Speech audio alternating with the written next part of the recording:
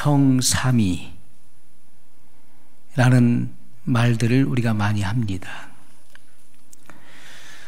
우리가 삼위, 일체, 우리가 삼위라고 하는 것은 그 위격, 바로 미니스트리, 직임을 말씀하고 있는 것이죠. 직임은 다르지만은 하나님은 한 분이시라는 것입니다. 삼위가 한 분이에요. 직임은 다르지만은 하나로 일을 하시는 하나님을 말씀하고 있는 것입니다. 그래서 우리가 성부는 아버지시죠.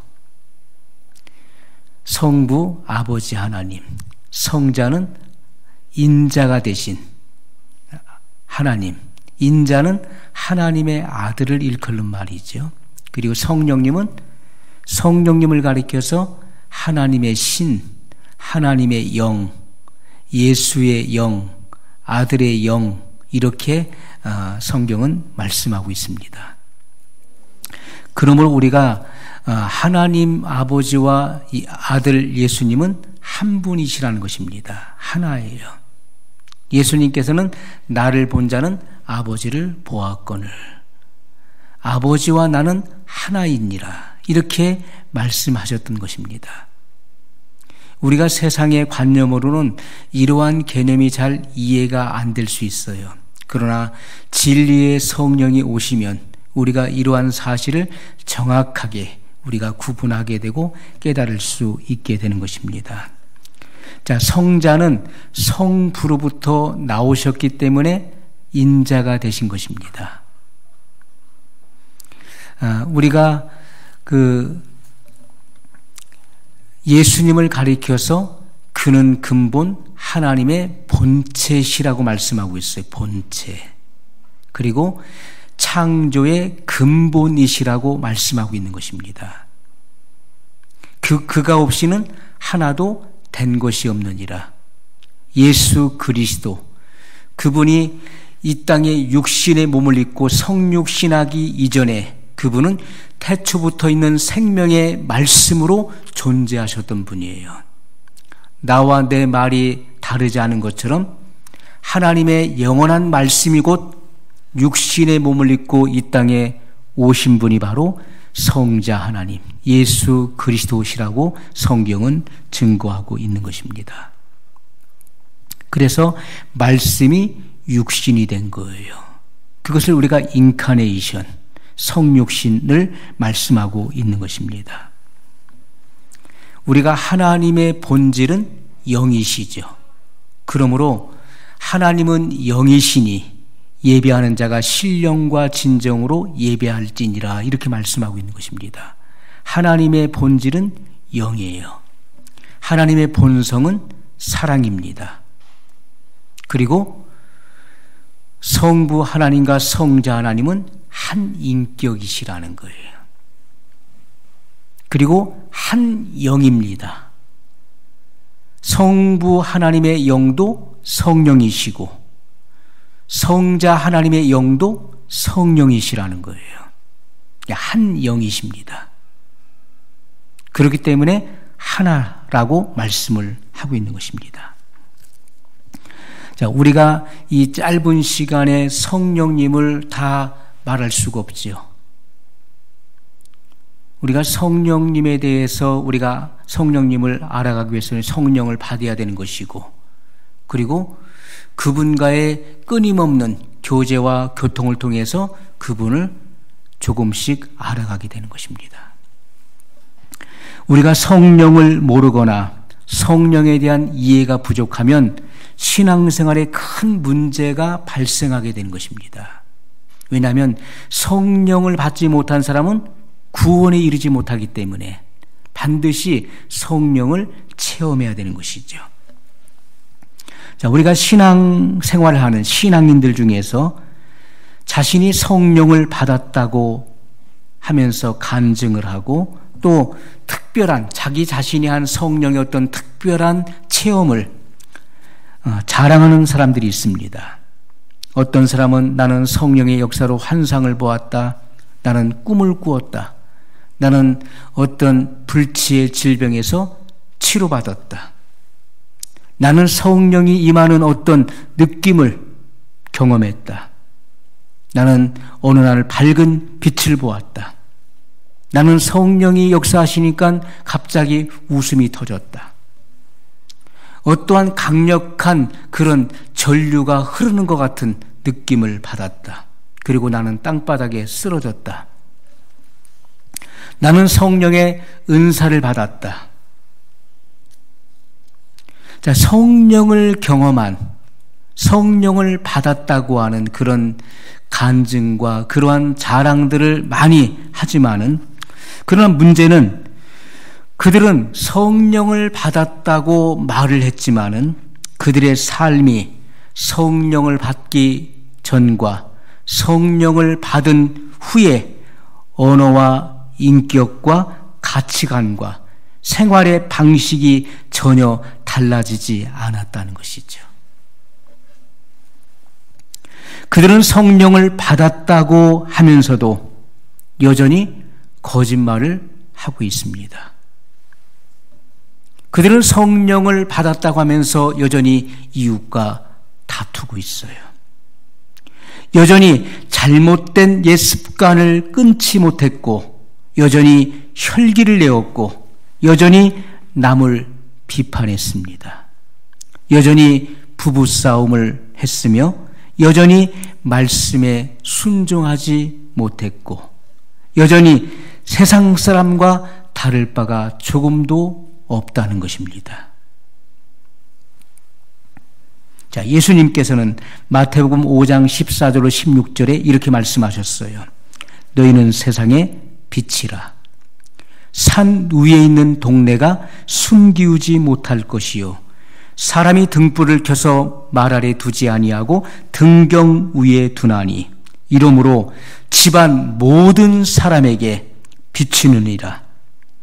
이같이 너희 빛을 사람 앞에 비치게 하여 저희로 너희의 착한 행실을 보고 하늘에 계신 너희 아버지께 영광을 돌리게 하라. 예수님께서 이렇게 말씀하셨어요. 예수님은 제자들에게 너희는 세상의 빛이라. 왜 제자들을 가리켜서 세상의 빛이라 했을까요? 그것은 이 세상이 어둠 속에 있다는 것을 증거하시는 말씀인 것이죠. 이 세상이 밝은 빛으로 충만해 있다면 굳이 빛이 될 이유가 없는 것입니다. 이 세상은 이미 어둠 가운데 갇혀 있기 때문에, 이 세상은 흑암으로 가득 차 있기 때문에 세상에 빛이라고 말씀하고 있는 거예요. 우리가 어둠이라고 하는 것, 어둠이라고 하는 것은 무지를 의미하는 것이 무지, 알지 못한다. 누구를 알지 못합니까? 하나님의 존재를 알지 못한다. 하나님을 의식하지 못하고 하나님을 조금도 인식하지 못한다. 왜냐하면 인간은 전적으로 부패하고 타락했기 때문에 하나님을 인지할 수 있는 능력을 상실해버렸다는 거예요. 그러므로 세상은 무지로 가득 차 있는 것입니다. 그러므로 너희는 세상의 빛이라. 세상이 어둡다고 우리가 실망할 이유가 없는 것입니다. 세상이 어두우면 어두울수록 빛은 더 강력하게 드러나게 될 것입니다. 빛의 그 효능은 더 강하게 발휘될 것이기 때문에 세상이 어둡다고 우리는 탄식할 이유가 없는 것이죠. 그럴수록 더욱더 그 빛을 발휘하게 되는 것입니다. 이 빛이라고 하는 건 너희는 세상의 빛이니, 이것은 바로 영적인 계시와 능력의 빛을 의미하는 것입니다. 하나님을 알지 못하는 이들에게 영적인 계시의 빛을 비춰줘야 되는 거예요. 영적인 영향력을 더욱더 강하게 발휘해야 된다는 것이고, 하나님을 알게 하는 지혜의 빛을 그들에게 비춰줘야 된다는 것입니다.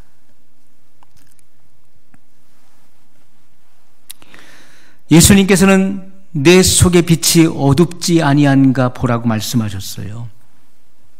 사람이 등불을 켜서 말 아래 두지 아니하고, 말은 곡식의 양을 재는 기구죠. 사람이 등불을 켜서 그 말 아래 감춰두지 않습니다. 그러면 그 빛이 등경에 불을 켰어도 그 빛이 밖으로 새나갈 수가 없는 것이죠. 그 말 아래 갇혀 있게 되는 것입니다.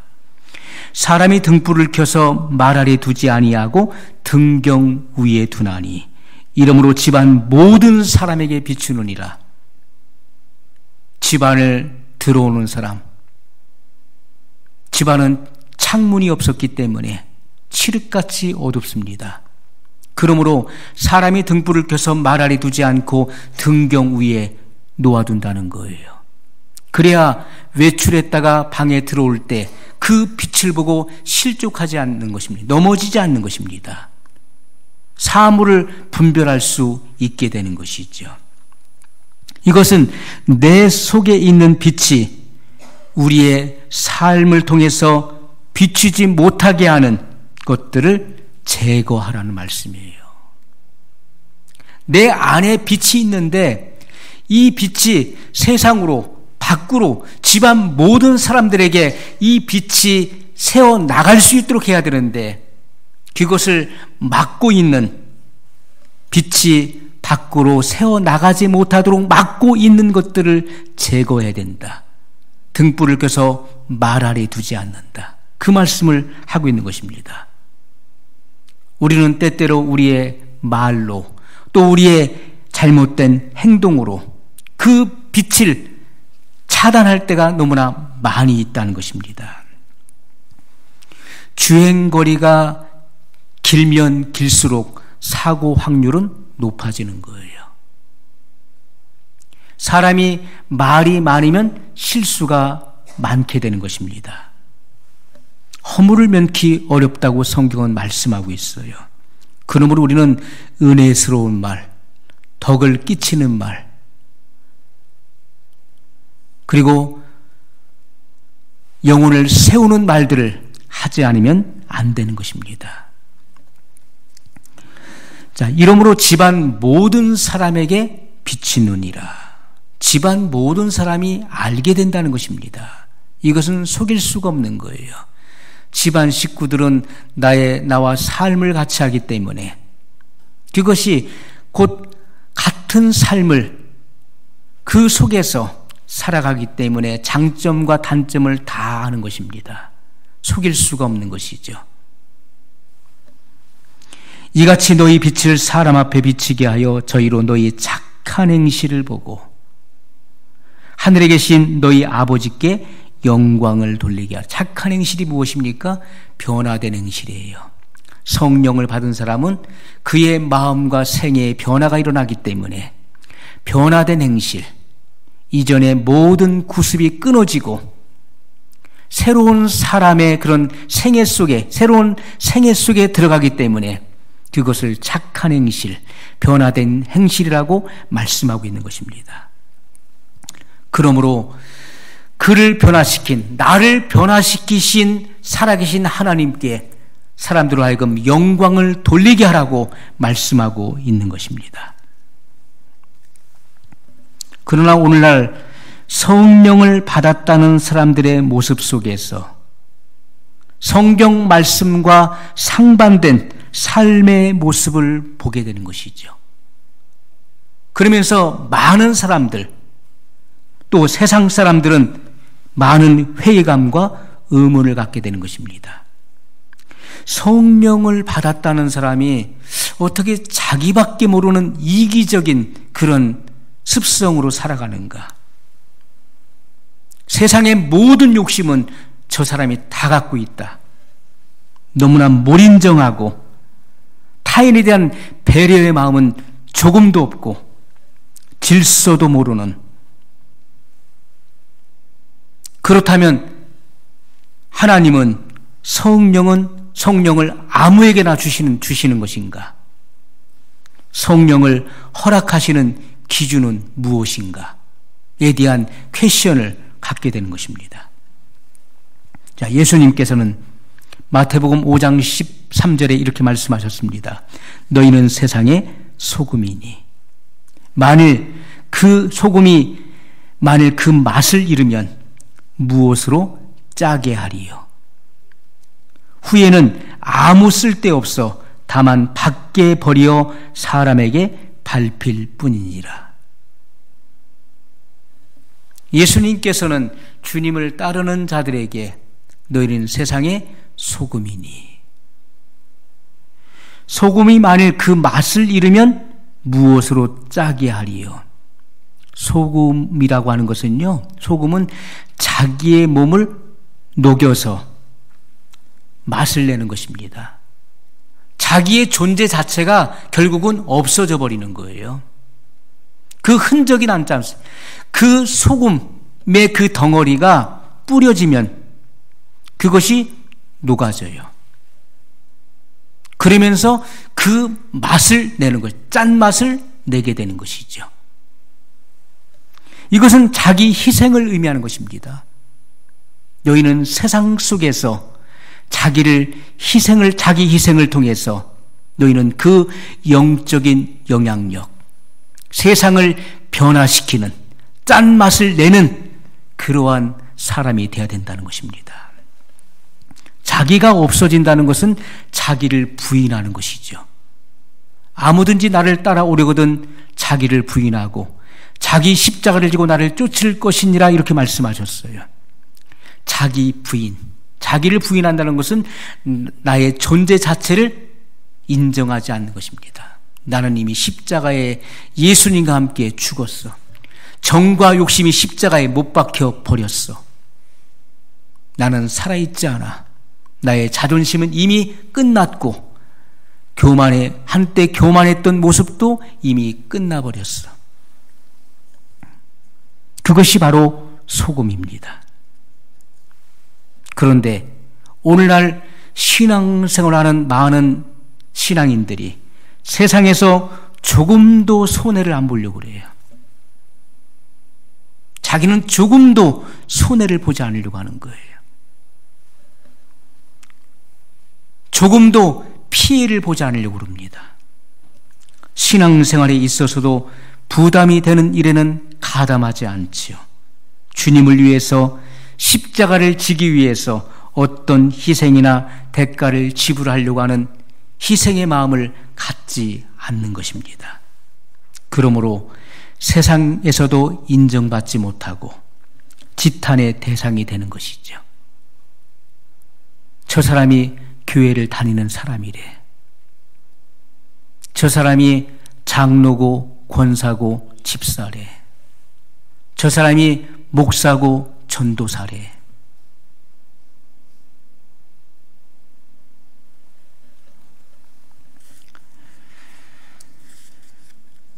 자, 오늘 본문의 말씀에 보게 되면 성경은 우리에게 어떻게 말씀하고 있는지를 우리가 봐야 될 것입니다. 성경은 성령을 받게 되면 마음과 그의 생애 속에 풍성한 의의 열매를 맺게 된다라고 증거하고 있다는 것이죠.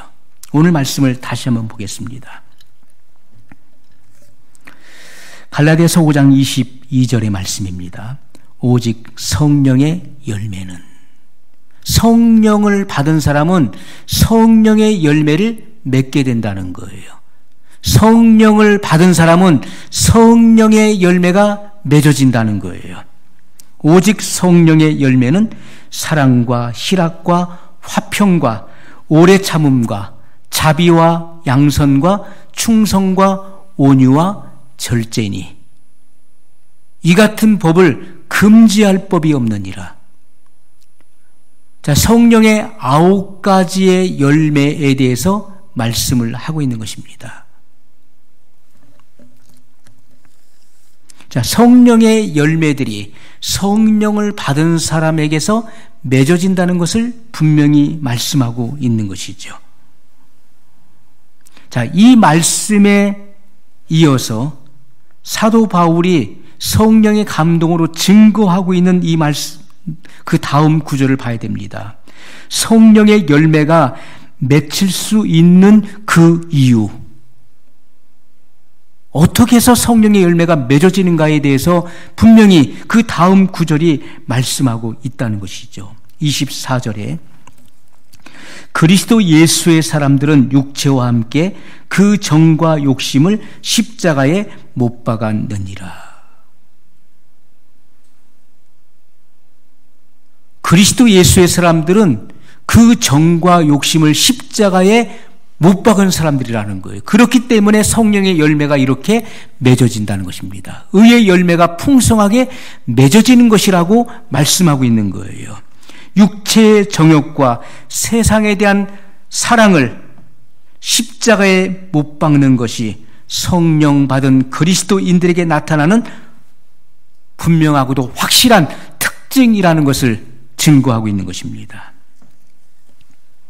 그러므로 신앙생활을 하는 모든 사람들, 모든 신앙인들은 반드시 성령을 받아야 되는 것이고, 어떻게 성령을 받는 것인지를 하나님 말씀을 통해서 깨달아야 되는 것입니다. 왜냐하면 성령을 받지 못하면 자기 나름대로 신앙생활을 한다고 하면서도 세속적인 삶을 살게 돼 있는 것입니다. 썩어져가는 구습을 쫓는 삶에서 벗어날 수가 없는 거예요. 그리고 결국에는 구원에 이르지 못하는 것이죠. 그들의 모든 삶의 모습은 종교인의 삶, 바로 종교 행위를 하다가 종국에는 영생에 이르지 못하게 돼 있는 것입니다. 여러분, 우리가 성령의 은혜가 없다면 어떻게 될까요? 성령의 은혜가 없다면 그 영혼은 핍절해지고 빈핍해지는 것입니다. 삶이 메마르게 되는 거예요. 성령을 받지 못한 사람의 마음은 공허한 것입니다. 왜냐하면 하나님께서 사람을 이 땅에 태어나게 하실 때 영원을 사모하는 마음을 주셨다라고 전도서에 기록하고 있어요. 우리는 이 땅에 태어날 때 모든 사람에게는 하나님께서 영원을 사모하는, 영생을 사모하는 마음을 주신 것입니다. 그것이 바로 종교심이죠. 그러므로 우리는 이 땅에 살아가는 동안에 많은 사람들이 진리를 찾아 헤맵니다. 그러나 진리는 하나예요. 그러므로 종교다원주의는 이단의 사상인 것입니다. 주님은 성경 말씀을 통해서, 오직 성경 말씀만이 진리예요. 성경 말씀을 통해서 단 하나의 구원을 말씀하고 있다는 것이죠. 단 하나의 구원. 구원의 길은 단 하나밖에 없다는 것입니다. 구원의 길이 여러 개가 있는 게 아니에요. 오직 예수 그리스도 외에는, 천하 인간의 예수 그리스도 이름 외에는 구원을 얻을 만한 다른 이름을 주신 일이 없느니라고 못 박았어요. 오직 예수 그리스도를 통해서만이 보호자에 계신 하나님 아버지 앞으로 나아갈 수 있다라고 말씀했어요. 내가 곧 길이요 진리요 생명이니 나로 말미암지 않고는 아버지께로 올 자가 없느니라. 오직 예수님만이 아버지께로 나갈 수 있는 유일한 길이라고 말씀하셨어요. 그것이 진리입니다. 단 하나의 복음, 단 하나의 진리, 단 하나의 구원이 오직 예수 그리스도 외에는 없습니다. 이것은 절대로 우리가 이 땅에 살아가면서 타협이 불가능한 절대 진리라는 것이, 불변의 진리예요. 성령을 받지 못했기 때문에, 이 땅에 참된 진리를 찾지 못했기 때문에 마음이 공허한 거예요. 그 사람의 공허한 심령 가운데, 그 공백 가운데 성령님께서 찾아오셔야만 그는 비로소 그 영혼의 만족함을 누릴 수가 있어요. 그는 비로소 하나님의 뜻을 알게 되고, 그리고 하나님의 영광을 위해서 그런 달려가게 됩니다. 성령을 받지 못한 사람은 항상 죄를 반복하고 그 양심의 가책을 느끼죠. 그리고 회의감에 시달리는 그런 삶을 살게 됩니다. 그것이 정도가 더 심화되면 양심이 화인맞게 됩니다. 가책조차도 느끼지 못하는 사람이 되고 마는 것입니다. 여러분, 마귀는 성도들을 거짓 성령의 역사로 감정적인 체험을 하게 하는 것이죠. 그래서 각 사람이 바라고 원하는 것이 있어요. 각 사람이 바라고 원하는 그러한 체험들을 하게 하는 것입니다. 이게 성령의 역사와 유사한 그런 경험들을 하는 사람들이 많이 있어요. 그러나 그것은 성령의 역사가 아닌 마귀의 역사라는 것입니다. 감정적인 체험을 하게 하고 잘못된 구원관을 갖게 하는 일들이 너무나 많이 있다는 거예요. 디모데전서 4장 1절로 2절에 성령이 밝히 말씀하시기를 후일에 어떤 사람들이 믿음에서 떠나 미혹해 하는 영과 귀신의 가르침을 쫓으리라 하셨으니 자기 양심이 화인맞아서 외식함으로 거짓말하는 자들이라, 이렇게 말씀했습니다. 미혹해 하는 영과 귀신의 가르침이라고 하는 것이 무엇입니까? 이것은 거짓 교리와 거짓 복음을 말하는 것입니다. 거짓 교리, 거짓 복음. 자, 이러한 가르침을 받은 사람들은요, 자기 기만에 빠지게 돼 있는 거예요. 자기 자신을 속이는 것입니다. 그리고 남을 속이고 심지어는 하나님까지 속이려고 하는 자예요.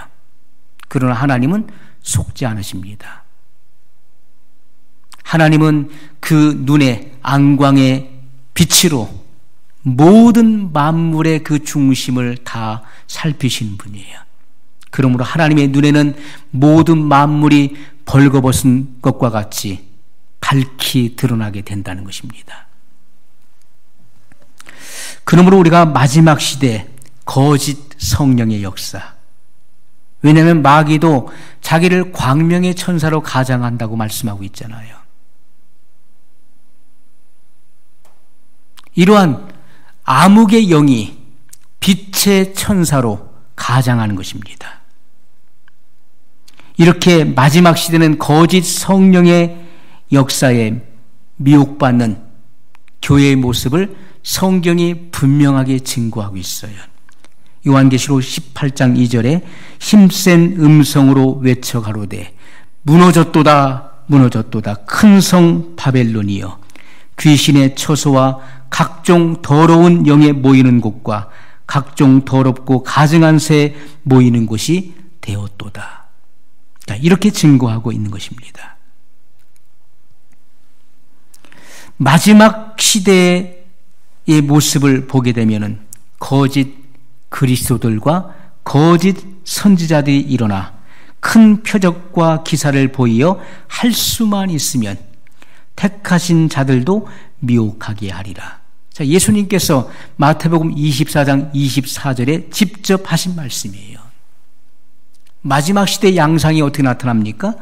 거짓 그리스도들, 거짓 선지자들이 일어난다는 거예요. 큰 표적과 기사를 보이어 할 수만 있으면 택하신 자들도 미혹하게 하리라. 오늘날 사람들은 큰 기적, 큰 기사, 큰 체험을 추구합니다.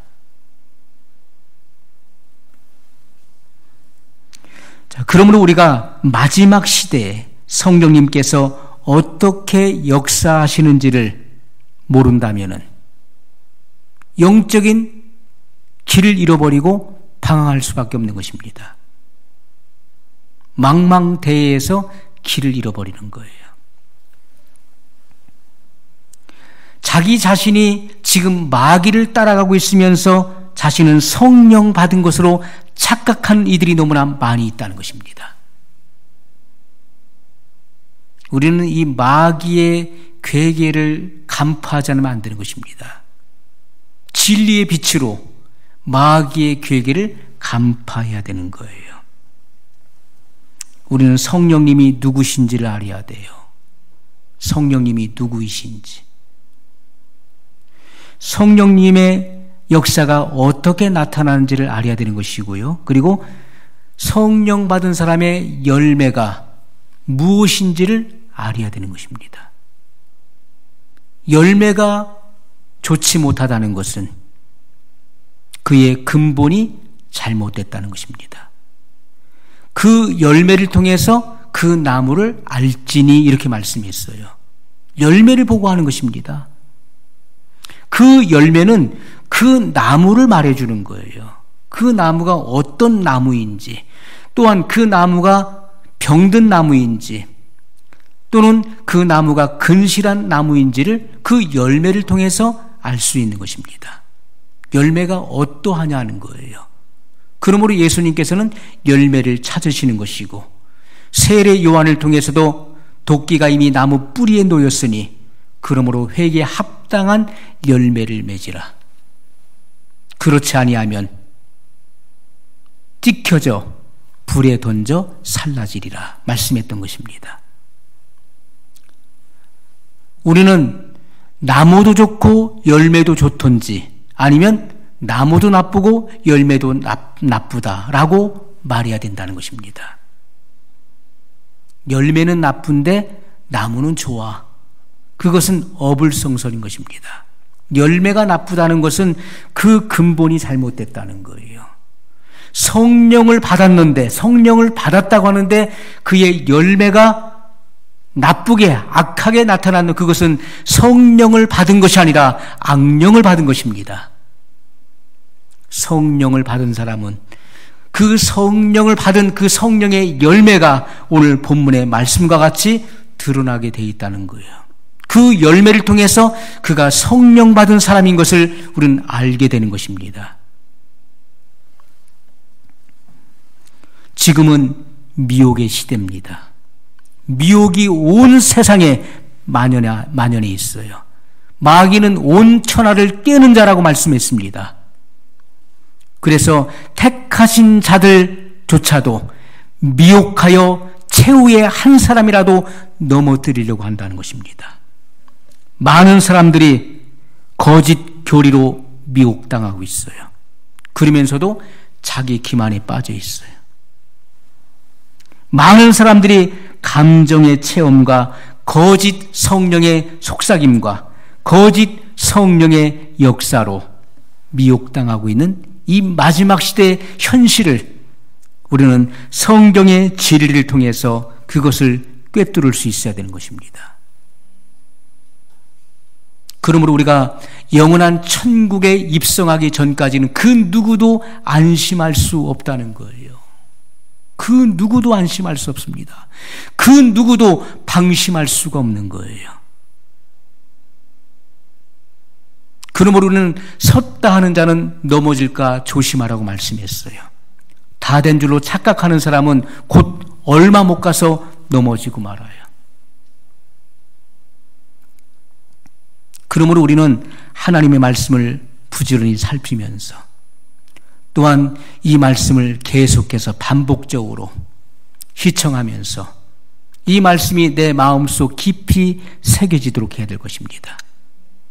그리고 우리의 삶을 통해서 그러한 열매들이 드러나야 되는 것이고, 주님을 알지 못하는 사람들이 여러분의 그런 삶을 통해서 하나님의 살아계심을 그들이 보아야 될 것입니다. 살아계신 하나님을 반영하는 그러한 믿음의 삶을 살아내야 될 것입니다. 그것이 성령 받은 사람의 삶의 모습이라는 것입니다. 오늘 말씀을 기억하면서 한 목소리로 같이 기도하겠습니다. 거룩하신 사랑의 하나님 아버지, 감사합니다. 성령님의 역사와 또 성령의 열매는 너무나 확연하게 우리